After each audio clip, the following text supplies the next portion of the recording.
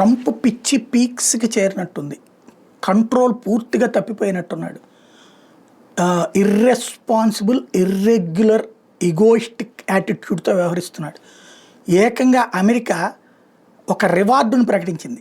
ఏంటి అంటే Nicolas Maduro ఎవరైతే ఉన్నారో వెనిజులా అధ్యక్షుడినంట అరెస్ట్ చేస్తే ఏది 50 కోట్ల రివార్డుని, 50 కోట్ల డాలర్ల రివార్డుని, 50 కోట్ల డాలర్ల రివార్డును ప్రకటించాడు.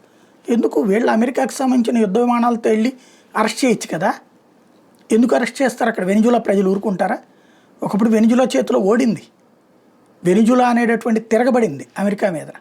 ఇప్పుడు ఆ వెనిజులా అధ్యక్షుడిని అరెస్ట్ చేస్తే ఇన్ని డాలర్లు అన్నటువంటిది ట్రంప్ ప్రకటించడం అంటే ఇదివరకు ఇరాక్ని ఇట్లాగే అంటే నీ దేశ సార్వభౌమాధికారం పటిష్టంగా ఉండాలి, ప్రపంచంలోని మిగతా దేశాల సార్వభౌమాధికారాన్ని మాత్రం పక్కన పెట్టాలి. వాళ్ళ దేశంలో ప్రాబ్లం ఉంటే వాళ్ళ జనం చూసుకుంటారు, మధ్యలో నీకేంటి సంబంధం? ఆఫ్ఘనిస్తాన్ ఏదో పీకుతానని చివరికి మళ్ళీ తాలిబాన్ల చేతికి ఇచ్చి వచ్చాడు.